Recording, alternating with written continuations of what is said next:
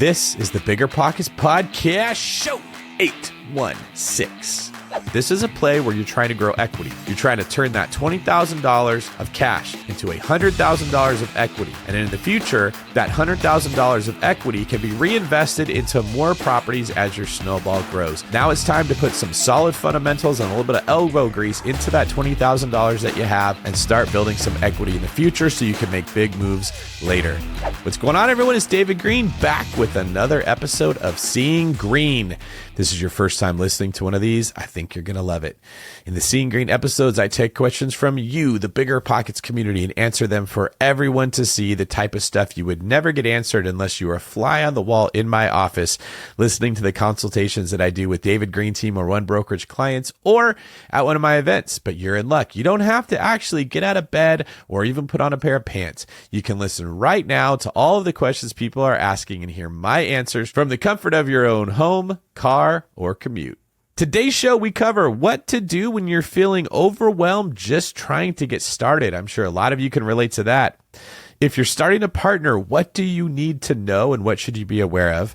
And is it ever okay to move into a luxury property? That and more on today's episode of Seeing Greene. Before we jump into the questions, today's quick tip. When you're struggling, you need to lean on your community. And BiggerPockets is the best place to do just that. If you're looking for an extra personal touch or you like to be around people in person, consider checking out BPCon this year in Orlando. You can learn more about tickets and times at biggerpockets.com/events. And remember, I will be there along with my team and other BiggerPockets personalities like my co-host, Rob Abasolo. And remember, if you want to have one of your questions answered on this show, I'd sure like to have you. Head over to biggerpockets.com/David, where you can submit your question there or share it with a friend if you're shy.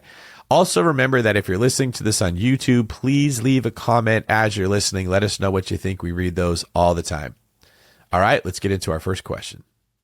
Hi there, my name is Jacob Klavitz. I live in Suffolk, Virginia. My wife and I have recently gotten ourselves out of some debt. You know, we're in the military, so it's not like we make the most money in the world, but we found ourselves with about $20,000 in savings, and we are just kind of overwhelmed on where to start investing that to really make it work for ourselves. And I think real estate's a great spot for us.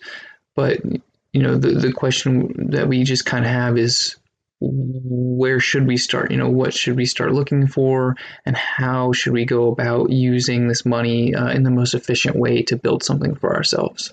First off, Jacob and Jacob's wife, congratulations on getting yourself out of debt. That is a much bigger accomplishment than a lot of people realize that it is. In the world that we live in now, we tend to focus our congratulations on growing a portfolio, acquiring a property, adding cash flow. It's always something that we are gaining, but getting rid of debt is just as important. So not owing people money, putting yourself in a position where your finances are stronger will actually kind of be like shedding weights so that as you run this race of real estate investing, you're able to run faster. I love that you focused on that. I also love the habits that are built to get yourself out of debt and playing good old-fashioned defense. In fact, I talk about that in my upcoming book, Pillars of Wealth. I've got an advanced copy right here. If you're watching on YouTube, you can see it.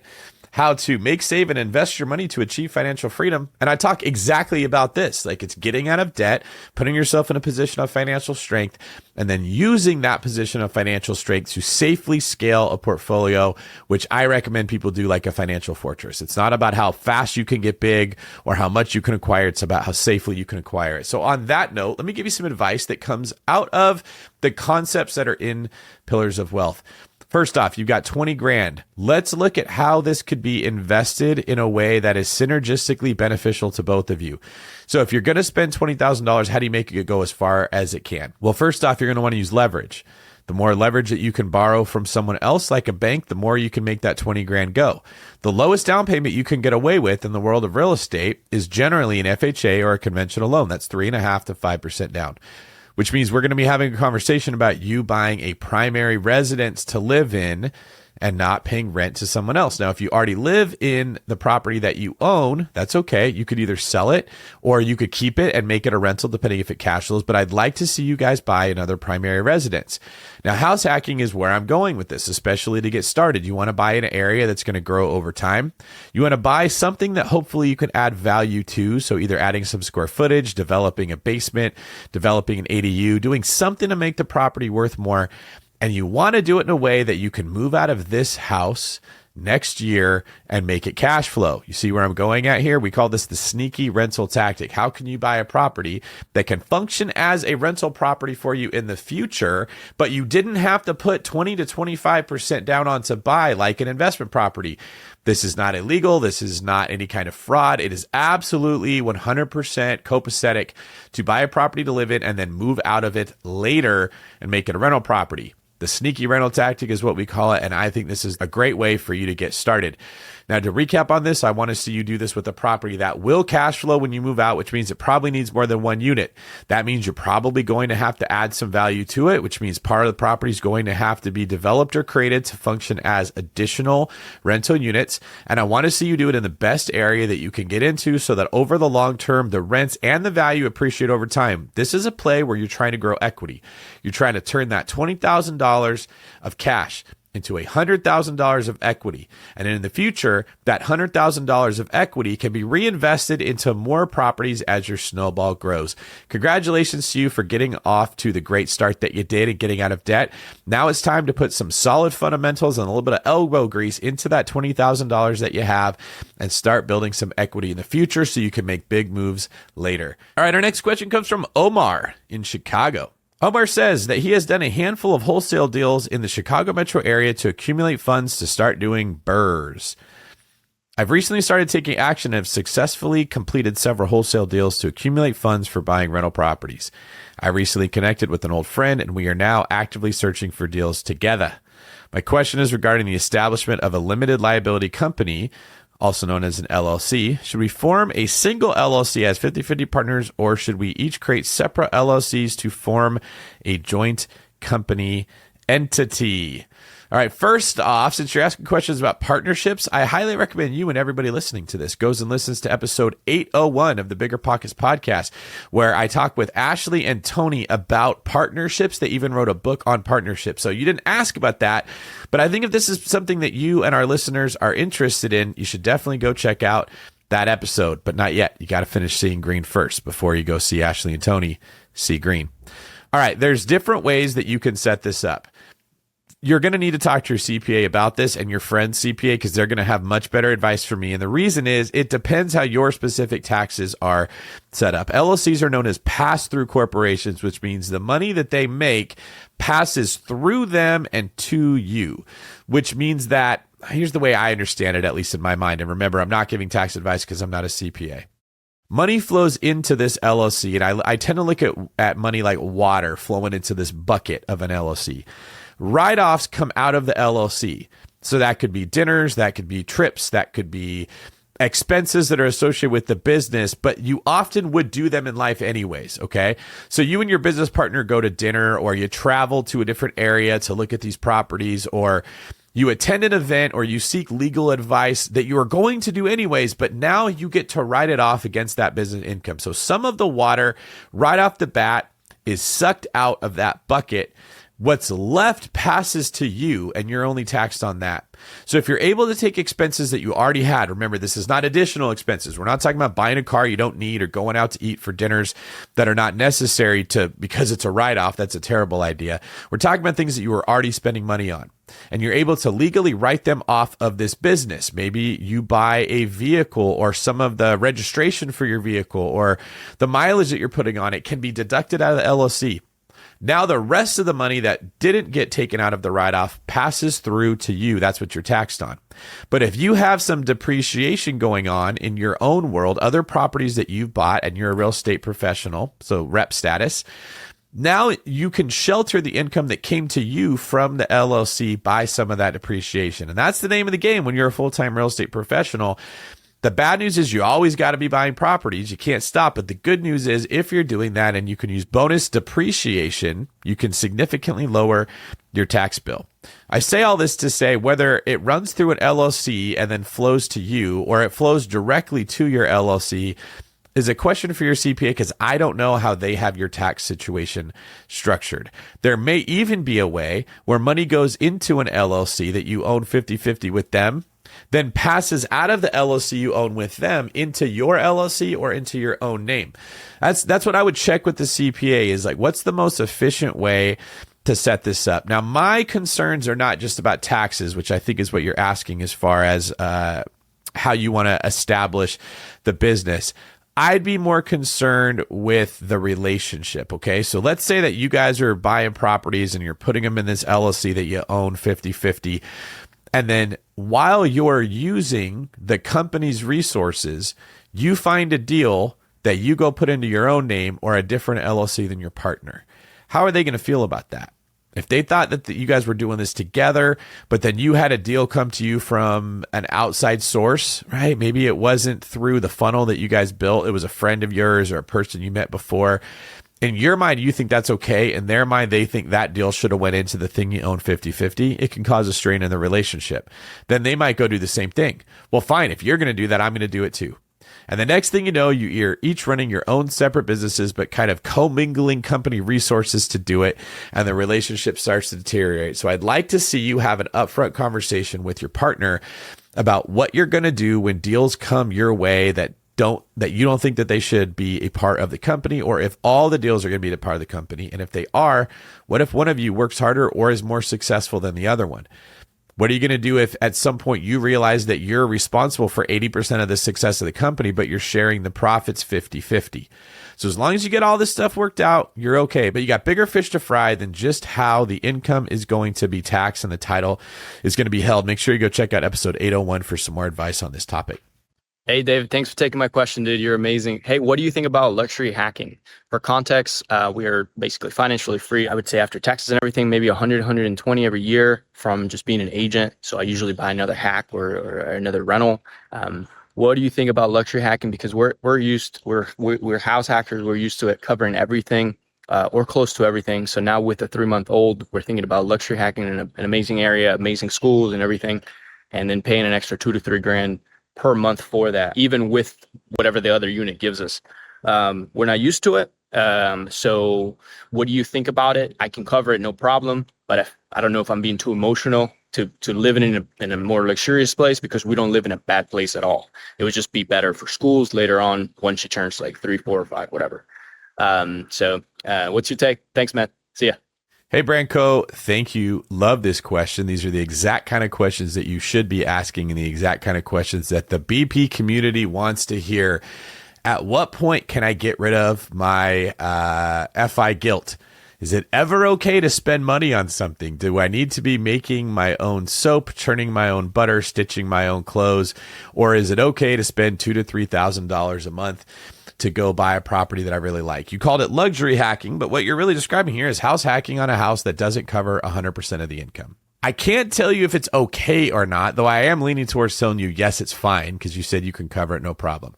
I'm going to give you a different way to look at it. All right. Most people that learn about house hacking, that learn about real estate investing, you sort of get taught in the most simplistic way possible. Like the same way you teach a little kid to ride a tricycle, or if you're my age, a big wheel. Those were all the rage. It's different than riding a bike, but the fundamentals are similar. But we don't give a 5-year-old a bike so that they can fall off of it. We give them a trike or something with training wheels so it's easier. Then when they learn how to ride a bicycle, there's a transition. Like, but I thought it was supposed to be this way. It is when you're 5. But we're now transitioning into some more nuanced and slightly more complicated wealth building principles. So let's just understand the way that you have been taught to look at real estate is overly simple, and it tends to focus on nothing but what I call natural cash flow. Natural cash flow is if you just grab a property and rent it out. What is the income? What are the expenses? Is there a difference? And is that difference positive or negative? That's as simple as most people get when they're learning how to build wealth. But now that we're transitioning from checkers into chess, I'm going to give you a slightly more nuanced way of looking at money that should make a big difference as you're building your wealth. Wealth is a form of energy that is stored. You go pour energy into work. You are compensated for that work from the energy that you put out. The amount of time, the amount of skill, the amount of value that you brought all affects how much energy comes your way. And then we store that energy in a dollar. And when we store the energy in a dollar, we call it savings. When we store the energy in stocks, we call it a stock portfolio. When we store the energy in real estate, we call it equity. But it's all a form of energy storage. And again, this comes out of the book, Pillars of Wealth, How to Make, Save, and Invest Your Money to Achieve Financial Freedom, which everyone can get a much deeper understanding of this at biggerpockets.com/pillars. And I highly, highly, highly recommend you do, because it will change the way that you look at building wealth and make it make much more sense. When you're only looking at cash flow, you miss all the other ways that the places you store your money in can cause growth. So when you put your energy into a property and you measure the cash flow that it puts out, that's a form of your energy growing, but it's not the only way that it grows. You could move into a property that saves you $2,000 to $3,000 a month so that you have no living expenses at all. But what if the property isn't going up in value? It's not bad, right? That's saving you $24,000 to $36,000 of energy every single year, not having a mortgage payment. But you're saying, hey, I want to live in this area over here, and it's going to cost me $24,000 to $36,000 of energy to live this luxury, as you're referring it to. But what if the property appreciates by more than $24,000 to $36,000 a year? You mentioned it's in a much better school district. It's in a much better area. I'm assuming this means it's harder to get into those places, which means that you have got constricted supply, which is always a great thing. When demand remains constant or improves and supply is constricted, value will go up. In this case, that means equity go up, which means your energy is growing at a disproportionate rate that's positive for you. Do you see where I'm going with this whole thing? And we haven't even gotten into the fact that rents tend to increase over time more in the better areas. So you're going to be coming out of pocket, let's say $2,500 a month. Let's split it right down the middle. Well, next year, it may be $2,300 a month you're coming out of pocket because the rent went up by $200. Next year, it might be $2,200, then $2,050, then $1,850. You see where I'm going? Every single year that you own this property, the amount of money that you have to pay to live in it is going to be decreasing, which builds wealth in your favor. At the same time, all things being equal, it should be appreciating at a much higher rate than the properties that are in areas with less demand, so to speak. Not as good as school districts. Maybe supply isn't as constricted. There's not as much demand to live there.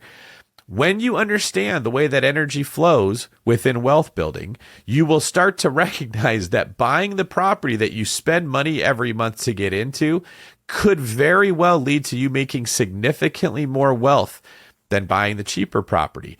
Now, where you have to be careful of this is when you're not making enough money through your job, through your savings, or through your investing strategy, that you cover the $2,000 to $3,000 a month that's coming out.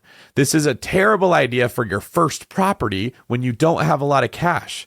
When people are getting started and they don't have a lot of energy and savings, I would never tell them to go buy the property where they're going to be spending $2,500 a month of their own money.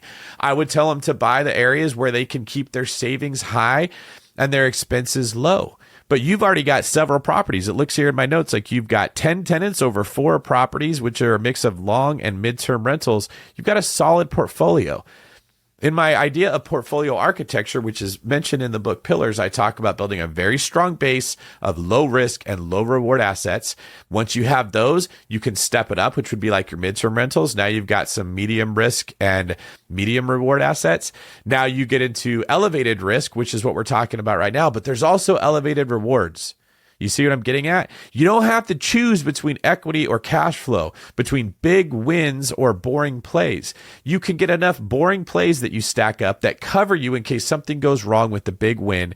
And then you can chase the big wins, which are going to be what build big wealth for you in your future. So don't feel bad as long as you're financially secure with putting your family in a house that you like living in, especially when you can still house hack and only be spending $2,500 instead of $5,000 or $6,000 a month, which is what all your neighbors are going to have to be paying. Great move. Congratulations on you for what you're doing. And congratulations on being the poster boy of what a real estate investor should look like. You build wealth through real estate so that you can have a better life. Thanks for the question, and let me know in the YouTube comments if you'd like me to address anything else.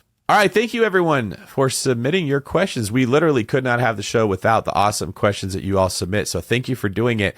If you're listening to this and you'd like to submit your question, I'd sure like to see it. Please head over to biggerpockets.com/David, where you can upload your video or leave your written question there. And hopefully you can be featured on an episode of Seeing Greene and help a lot of people while getting the advice that you're looking for.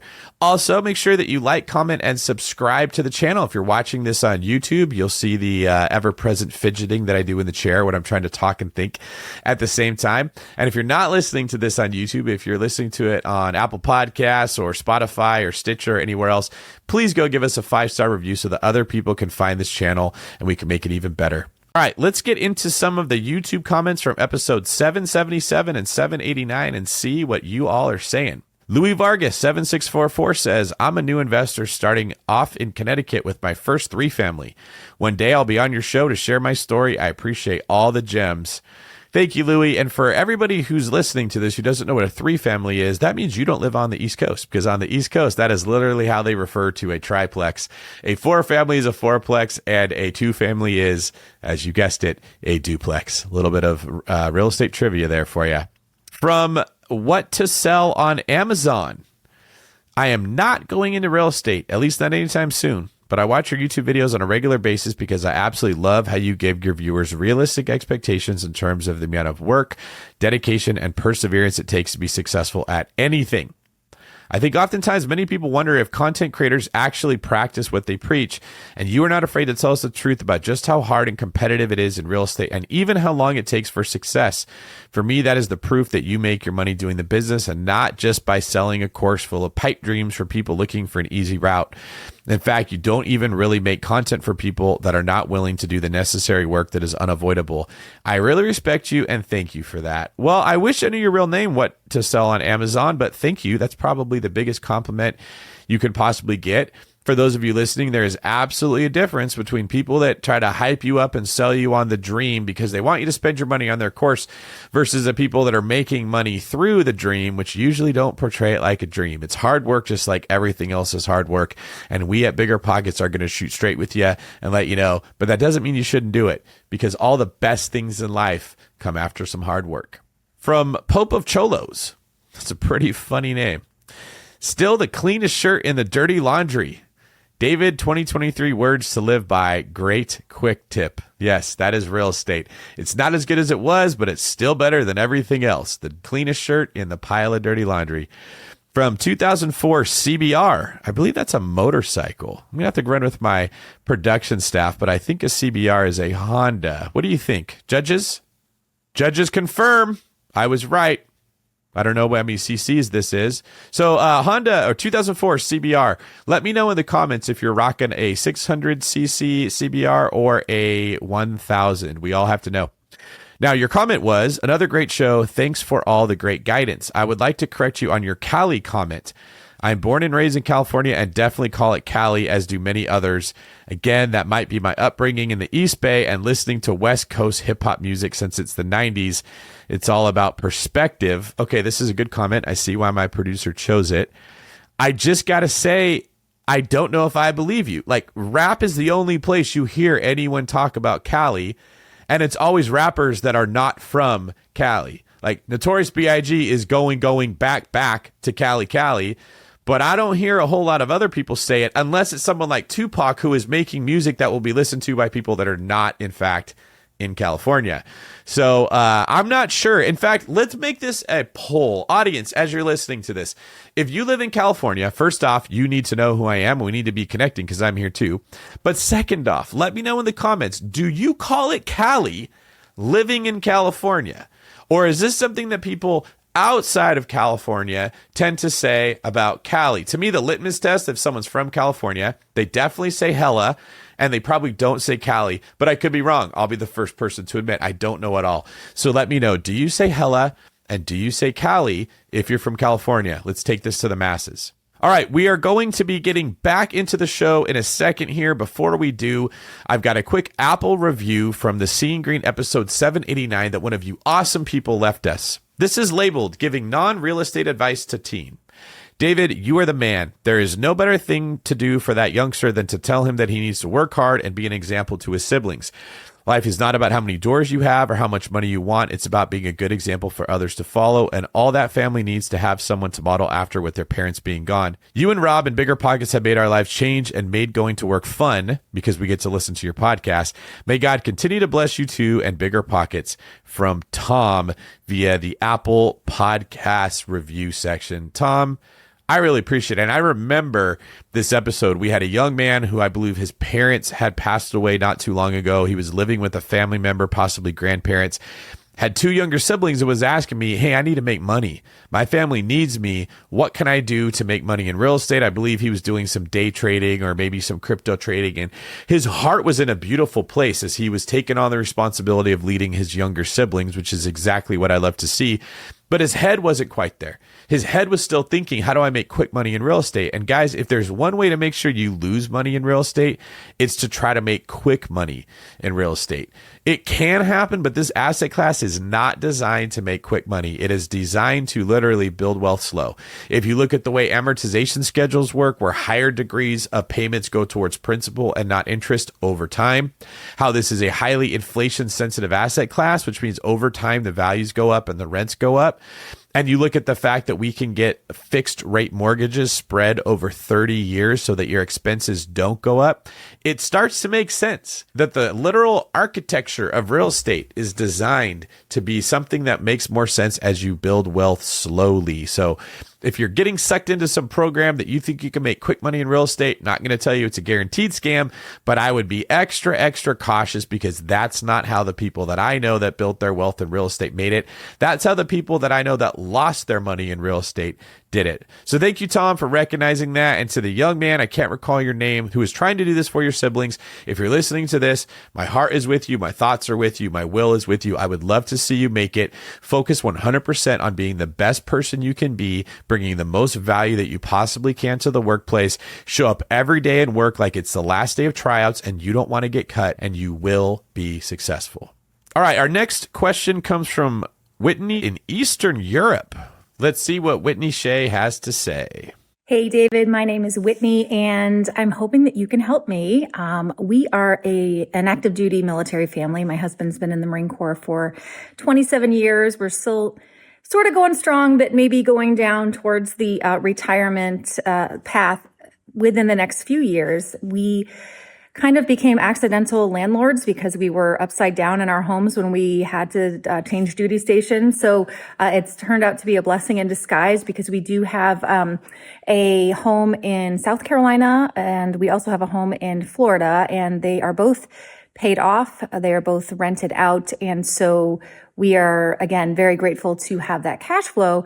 At the same time, currently we're stationed in Eastern Europe, and we are going to be heading back to the States in a few months to Arizona. So with all of that said, all that background, we also have a child heading off to college. And so lots of little details, but we're really kind of at a crossroads where we're kind of like listening to other people say, oh, you should sell your houses because of the way the market is. We're sort of more the buy and hold people, thinking that way. So we'd love to just get your position, your perspective, your thought process on best next steps for this Marine Corps family. Thanks so much. All right. Thank you for that, Whitney. Man, I love problems like this, because no matter which direction we take it, you're in a positive place. So you've got properties paid off in South Carolina and Florida, and you're beginning to build a home in Tucson, Arizona, which is relatively affordable for Arizona. You're in a really strong place. I don't know that I agree with people that say sell off your homes because there's a market crash coming.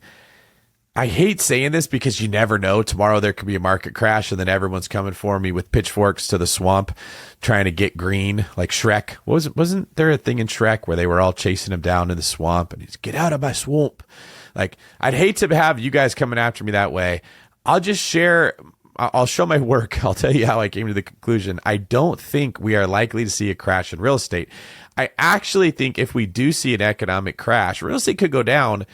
I think it would go down much less compared to everything else. In fact, I think if we see asset classes getting hit, real estate would probably be the last one to go. And that's not because I'm a homer for real estate. It's because I think that the supply-demand fundamentals of real estate right now are incredibly strong. And we've seen this with the resilience in the market.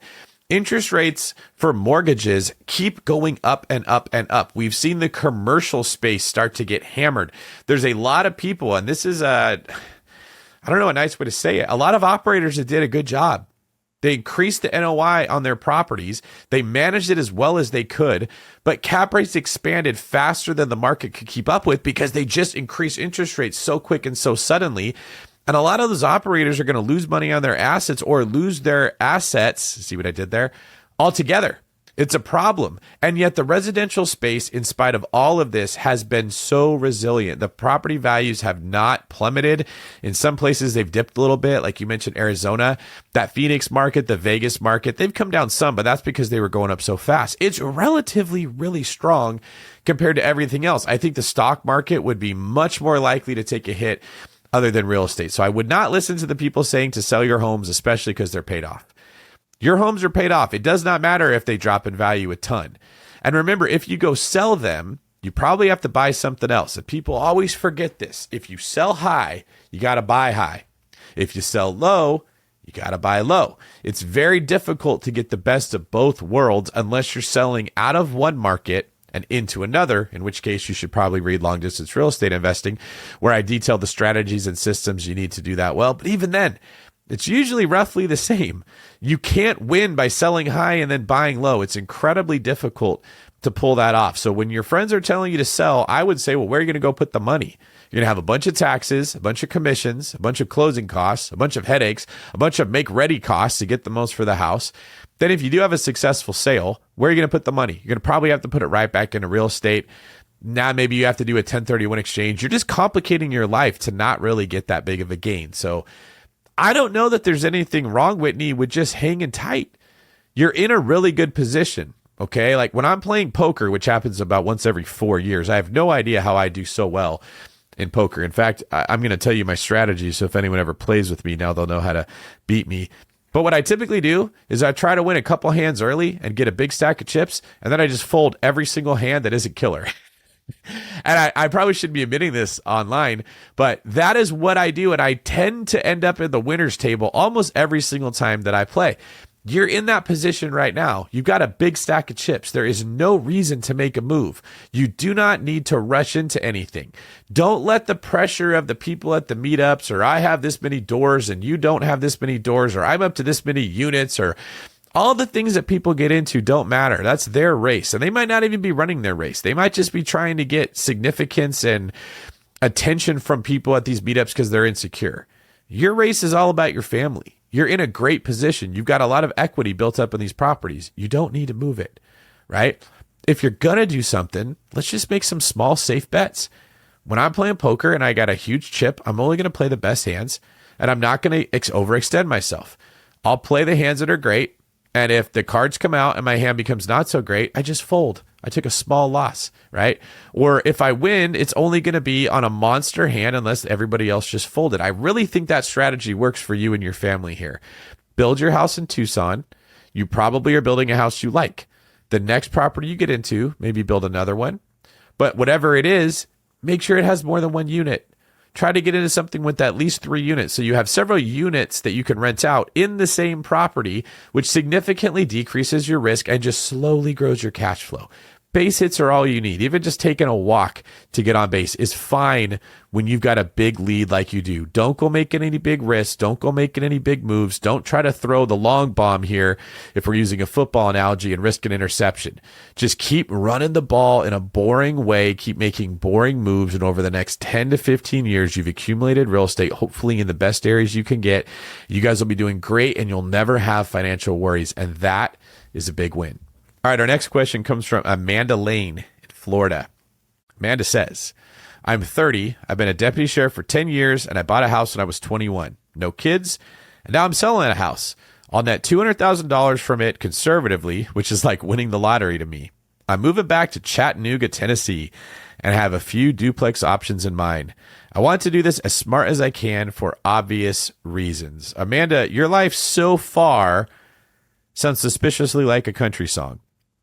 You're working as a deputy sheriff, no kids, sold your house in Florida, you're moving back to your hometown in Chattanooga, Tennessee. You got a couple options in mind. Let's move on here. I feel like I have a reasonable grasp on the first basic steps for what I think I should do with a substantial sum of cash. But myself 20 years from now might wish I could go back to this very moment and do it smarter. So pretending that we're back in time now, like I'm living 20 years in the future looking backwards, how can I either route my plan better, or who can I connect with that can explain answers to questions I don't have? Well, if you had given me some of those questions, I'd be answering them now. You can always DM me and we could try to set up a consultation or something for you. But I don't know that there's a whole lot of people that you can go to and say, here's what I think you should do. You really do need a person who's done this before, which is why I understand you're reaching out to me, because I have, that understands not just your risk tolerance and not just your options, but your skills. People forget that. There are certain parts of real estate that I would be good at and other parts I'm not good at, and vice versa for other people. You really want to build a strategy around the skills that you're bringing to the game. Now, because I don't have enough details to answer your question like I'd like to, let me give you some practical advice that I think will work for everyone listening. If you're in a good position, you've got $200,000 saved up, don't make a move in a market like this that's not terrible, but it's definitely not the market we've had in the last decade where they were just printing money like candy out of a Pez dispenser, and it was very likely that real estate was going to keep going up, which it did. Be more careful. There's nothing wrong with staying debt-free right now, even if your wealth isn't explosively growing. You don't need huge wins in a market like this. What you want to avoid is big losses. Consider house hacking. Again, I love the strategy of house hacking every year. You get into the best neighborhoods, you put the least amount of money down, you get the better interest rates, you don't rush and go too fast to where mistakes get made. You can add value to the property slowly while you live there. You can do this by renting out the rooms, adding units, finishing off square footage that wasn't developed. There's so many options that you have. And you can do it for 5% down. I love this.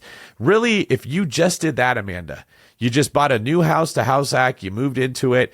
In 10 years, that first house you bought will go up a lot, especially if you're buying in Chattanooga, which is one of the markets I think we're likely to see significant appreciation in over the next decade. And then the house that you bought the second year is going to have 9 years of appreciation. The house you bought the third, 7 years, right? Those first 5 are going to do really well 10 years from now. Now, if you're going 20 years in the future, imagine if you just bought one house a year. That's it. At 5% down, no huge risk. 20 years from now, you've got 20 homes. You've got an accumulation of 20 years of rent increases, of value increasing, of you saving money continually because you never had to pay mortgages. You're in a position that you may never have to worry about money again. Don't race forward competing with other people. Don't think you have to go buy 7 properties and develop these lots and do something huge. If you're bored with your life and you're not super skilled with real estate, don't feel the pressure to get out over your skis and do more than you need to. You're one of those people, like the last question we took, in a really solid financial position. Use that to your advantage. When you're running out of chips in poker, you got to go all in whenever you get a halfway decent hand. There's some people in life who are in a really rough position. They hate their job. They owe a lot of child support. They're having a hard time making ends meet. Those people probably need to go start a business, become an entrepreneur, work 80-hour weeks. They got to do something drastic to get out of the situation they're in. But that's not you. So enjoy what you've earned. Enjoy some of the fruits of your labor, make smart, sound financial decisions, continue to play defense, continue to avoid lifestyle creep, put your money into properties that over the long term are going to appreciate and will not cause you headaches, and run your own race. Now, let's say that you do want to make some bigger moves in the real estate space, and that's why you're reaching out, because you want to be more involved. My advice in that case is to find a person that has done a significant number of deals. That could be flips, that could be commercial multifamily properties they bought, but definitely someone that has some experience under their belt. And maybe bring some of that money that you made into a deal that you do with them. Not only does that decrease your risk of losing the money in the deal because they're experienced, but it increases the likelihood that they're going to teach you something that might catch on and get you excited, and you could follow that path and pursue that end with your own real estate investing career. I'd much rather see you do that than get hooked up with some other really excited newbie who hasn't done anything and then just close your eyes and hope for the best. And that was our last question. What do you guys think? Was this a good show? Do you like hearing this advice? Do you like staying up to date with information going on in the market because it's changing so fast? Was there something that you wish that I would have said or I would have been asked that never got brought up? Well, good news. If I didn't answer the questions you had, you can always ask them yourself. BiggerPockets.com/David. Feel free to share that URL with somebody else if you are shy, but they are not. And then also remember, we read the YouTube comments. So go in there, leave me a comment, tell me what you thought about the show. We just may read it on a future episode, but even if we don't, we'll definitely see it and incorporate the information into the show. I love you guys. You can follow me at DavidGreene24 on all social media, or you can go to DavidGreene24.com and see what I have going on. I help people like you every single day trying to grow their wealth and responsibly manage the finances that have come under their control. I'd love to see you guys continue to do better every day more than you were the day before. And I love the perspective of what's this going to look like in 20, 30 years instead of what's this going to look like tomorrow. If you got a minute, check out another BiggerPockets video. And if not, I will see you on the next episode of Seeing Greene.